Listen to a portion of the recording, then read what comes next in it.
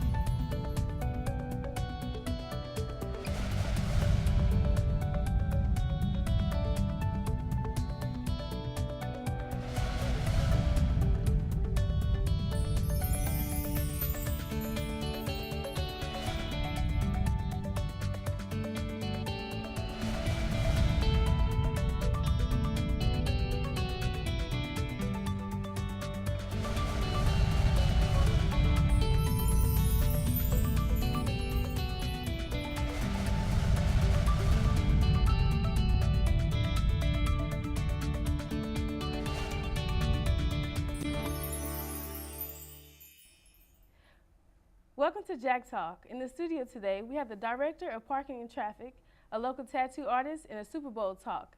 Right now, I have with me Clay Harrington. Hello, Mr. Clay. How are you doing today? Wonderful. How are you? I'm doing good. So, as the Director of Parking and Traffic, what are some of your duties? As the Director of Parking and Traffic, it's my responsibility to oversee all parking on campus, student parking, faculty, staff parking, as well as handle all events and sporting events that occur on campus. What led you to this position at SFA? Well, there's a couple of reasons that I ended up at SFA and a couple of things that brought me into parking and traffic.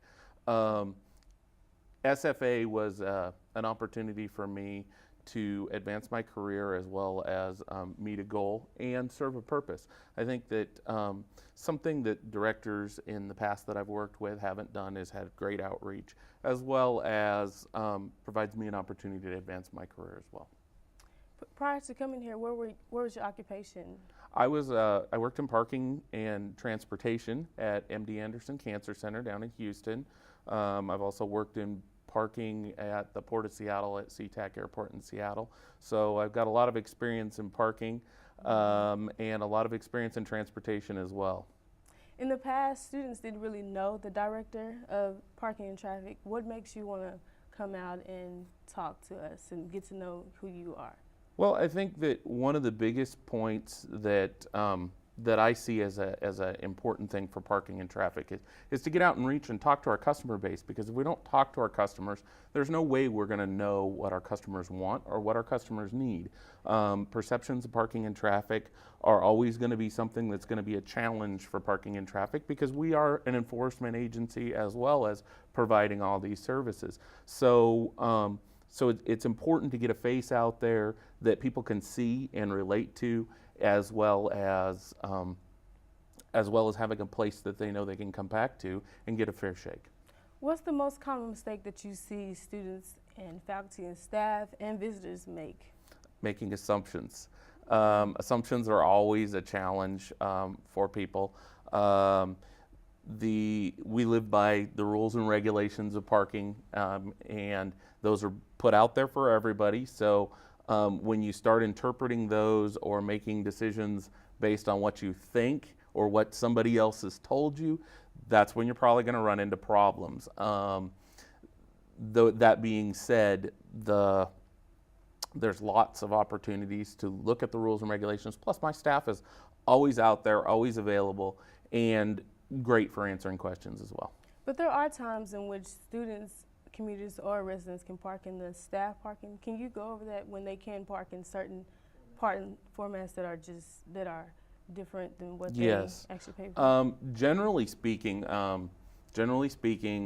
with the exception of 3 lots, all the faculty staff spaces open up at 4 o'clock and are open until 6 o'clock the next morning for any permit parking. So if you have a commuter permit, you can park in any faculty staff space after 4 o'clock all the way until 6 o'clock the next morning. Housing permits are the same way. That being said, 6 o'clock is the turnover, so at 7 o'clock or 6:58, you're liable to get a citation, so you got to get up early if you're going to leave your car there overnight. Yeah. Are there any parking spaces in where you absolutely cannot park in no exceptions? Well, there are some reserved spaces around campus. Visitor spaces should never be used by anybody who's associated with the university as a student or faculty staff.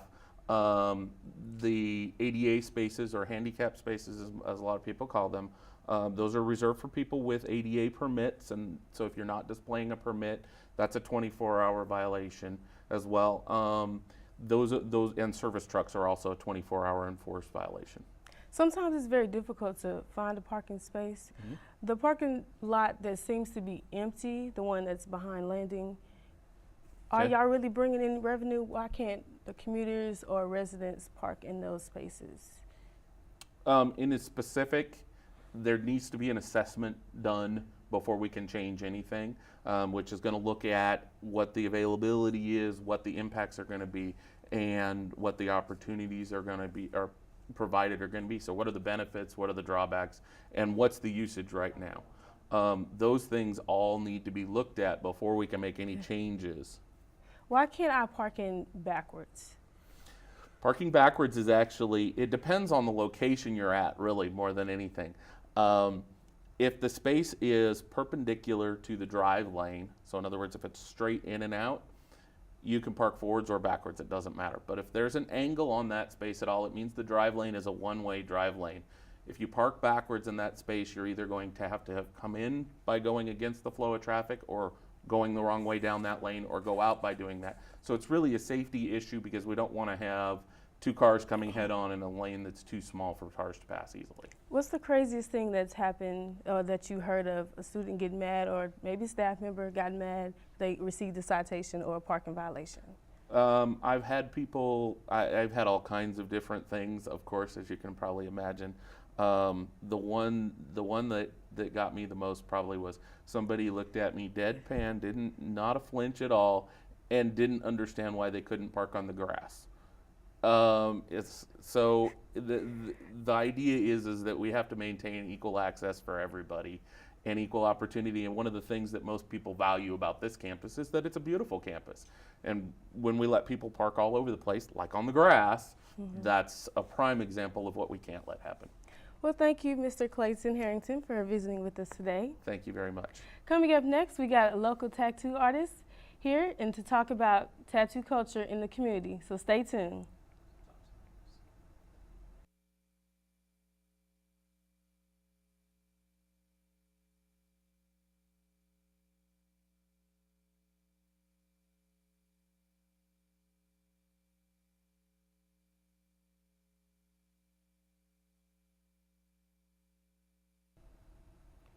And welcome back to Jack Talk.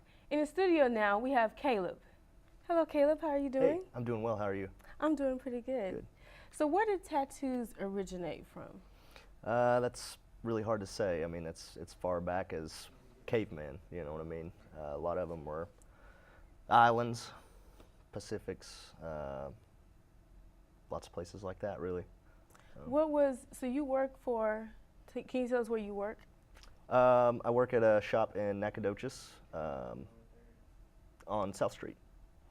What was your first tattoo?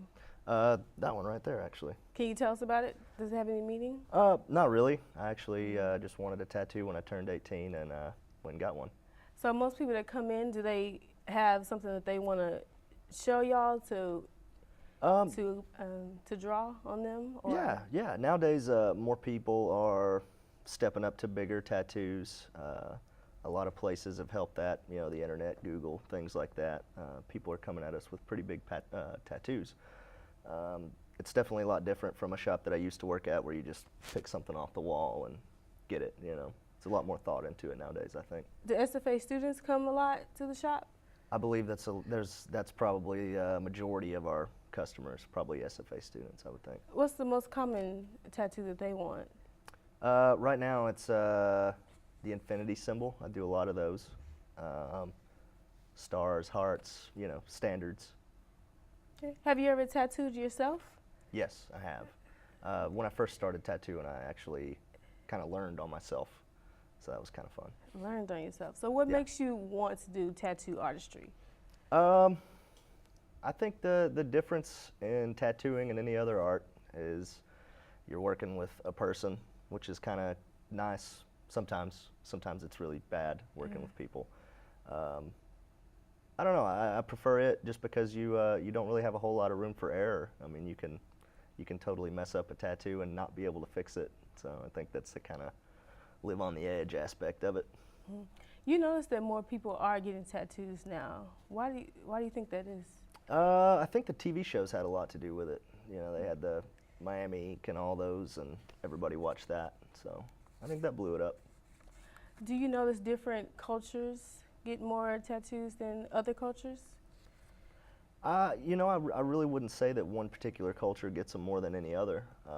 Everybody's got their own style of tattoos, and everybody, you know, tends to get what they're into. So I mean, whether it be tribal or traditional or anything like that, I mean, it just kind of goes that way. Okay. So How long have you worked in this industry? I've been tattooing for 8 years. Okay, and have you seen any changes within the 8 years that you've been working? Absolutely, absolutely. Okay. I haven't done an armband in probably the last 5 years. So that's kind of, you know, one of those things. What are some of the risks to getting a tattoo? Most of the risks you have to look for, cleanliness, make sure the shop you go to is clean. Look at the portfolios, make sure you don't have some dude just hacking on you, you know what I mean? Make sure it's nice work. Risks are, you know, infection, got to watch out for that. Most of that's on the customer. Do you think it's hard starting a tattoo shop in Nacogdoches? Being the college town, I mean, it's pretty. I mean, if you have a good staff and you got a nice, clean location, it'll run itself basically. So. Do you have any advice for aspiring tattoo artists, business owners? I would say do it the right way. Learn through a shop. Don't tattoo in your house. You know, go about it the right way. Learn to be clean and thorough. Okay. Why should people tattoo? 'Cause some people have traditional views. Some people have religious views about it. So, what would you say to those people? Why should they get a tattoo? I mean, I think everybody should get a tattoo. I mean, if you want it, get it. You know, if it's something that really means something to you, say it's a memorial tattoo, why not? If it makes you happy, get it. I always say. Is it legal for minors to get tattoos now? Not in the state of Texas. You have to be 18. Louisiana's different, I think. Okay. What's one of the craziest tattoos that you've ever done? I tattooed a baby and a blender on this guy's arm one time. It was pretty strange. Oh, wow. Yeah, it was kind of weird. Yeah, a little weird. Okay. How would you, well, what is one of the craziest tattoos that you ever done on yourself? I really haven't done anything super crazy on myself. That's really about it. I mean, I did a flower on my leg, which is okay, I guess, but it's a flower on my leg, so. Can you show us the flower on your leg? I mean, it's Is it way too up far high. up? Yeah. Okay, well then yeah. we can keep that right there. Okay, can you tell us about some of the other tattoos that are on your arms?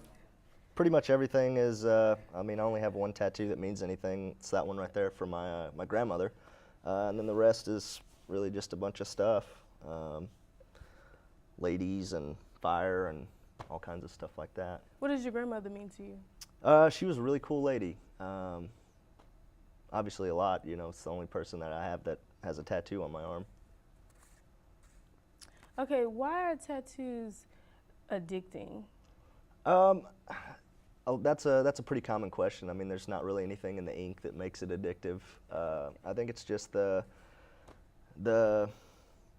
excitement of getting a tattoo. You know, you get one and then you start looking at the blank spots and you're like, I gotta fill that up, I gotta fill that up, so. What's some of the most painful spots to get a tattoo?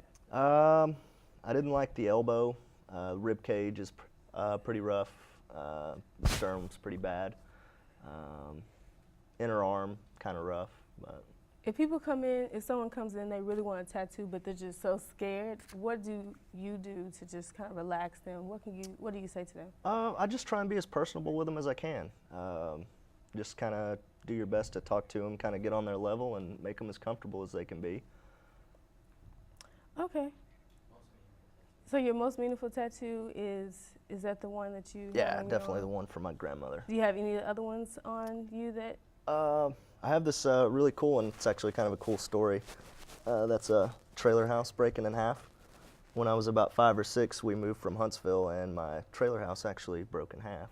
So I got it tattooed on my arm. Okay, that's great. Yeah. Should people be forced not to get a tattoo? Say like celebrities, or I remember it was Cam Newton, like when he first signed, the owner told him not to get a tattoo. Should people be forced not to get a tattoo? I think if you're going to be in the public eye, you have to maintain an image. I don't really agree with saying don't get tattooed. But I mean, if you're going to be on a field or in front of a bunch of people, you should definitely, be respectful of that establishment's wishes, I think. Okay, well, thank you, Caleb, for joining us. Well, that's all the time we have for this segment. So thank you very much Yes, again. ma'am. Thank you. Well, Fun stuff. yes. Okay, coming up next, we have Waiting for Seahawks or Broncos. So don't go anywhere. Keep it right here on Jack Talk.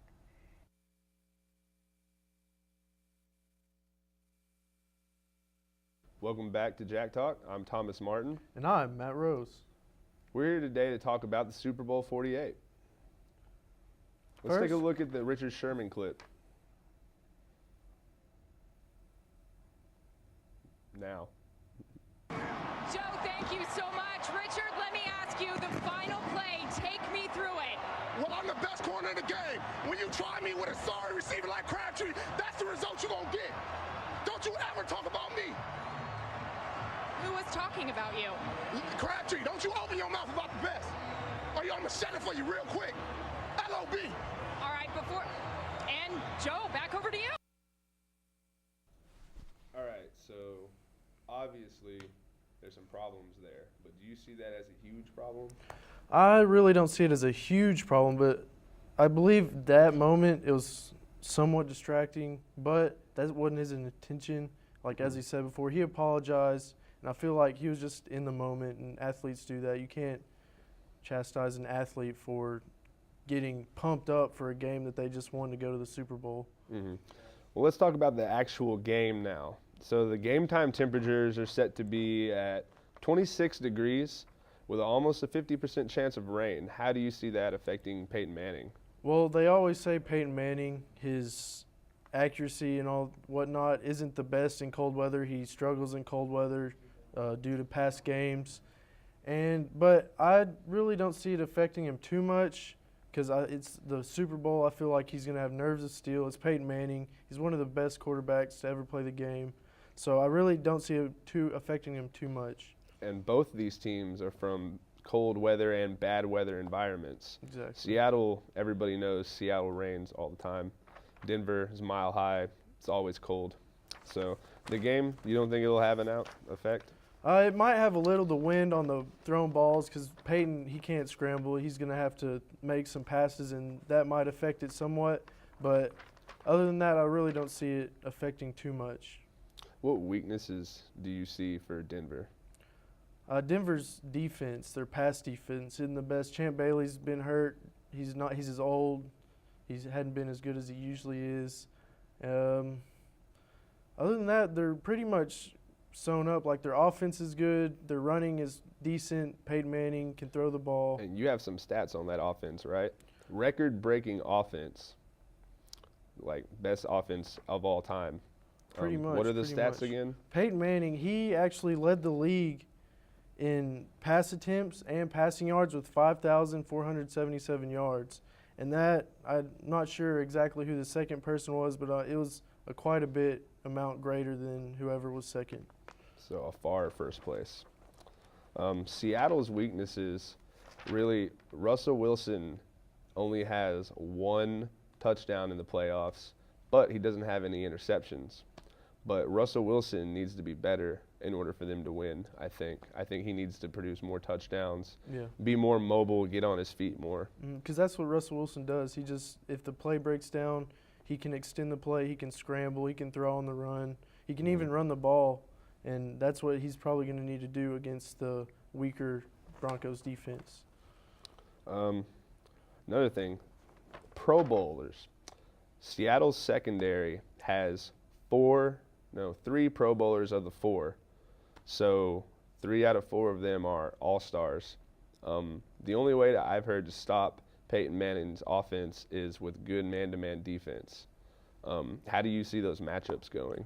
Well, Demaryius Thomas is probably Denver's #1 pass catcher receiver, and Richard Sherman should take that role in covering him. And I see Eric Decker might have a big game because I can't remember the corner he's going up against. Cam Chancellor? Yes. Is it Cam Chancellor? But he may have a little trouble. It just depends on how they all mesh together and come together during the game. You did mention that Denver is first in total offense, pass yards, touchdowns. However, Seattle's first in total yards allowed, pass yards allowed, and total defense. Yes. How do you see those matchups going down? Well, it's going to be just a all-out, not a brawl, because these aren't really violent teams, like San Francisco's a violent team, the Ravens are a violent team. I would argue against that. I think Seattle's kind of a violent team. Would you? Well, I agree somewhat. The secondary is pretty aggressive. I haven't really gotten to check the defensive line. I haven't really looked into them any, but I feel like it'll be a pretty good matchup. The football games won at the line of scrimmage, and right here it says that their defense allowed 1,600 yards rushing this season, while their offense gave up 2,100 yards rushing. So the line of scrimmage is won as far as Seattle is concerned. So in my opinion, I think that kind of gives them an edge. I agree. Like you said earlier, Denver's in with the top offense in the league. They were ranked #1, and Seattle is #1 in defense, in the league. So you just never know how it's going to go, #1 against #1. It's actually the first time in Super Bowl the second time in Super Bowl history, that the #1 seeds from the NFC and AFC have met in the Super Bowl. Wow, and the other time was it was the Colts and the Saints. Saints, yes, in that's 2009. Right. Marshawn Lynch just got an endorsement from Skittles. How do you see that going? Do you see the Skittles flying? I do Sunday? actually, because of Denver's pass defense. I feel like Marshawn Lynch will get a lot of runs because they won't want to risk any boneheaded plays by Russell Wilson just from nerves or anything, making errant passes, throwing the ball to Seattle's defense. I feel like he'll get a lot of carries this game. All right, so who do you think is going to win in the end? Well, I feel like the Broncos will come out because they have Peyton Manning, and their offense is pretty good. They have 2 top receivers, and I feel like Denver will come out 20-17. My predicted score is Seattle 24-21. That's all the time we have left. Thanks for joining us. We'll see you next time on Jack Talk.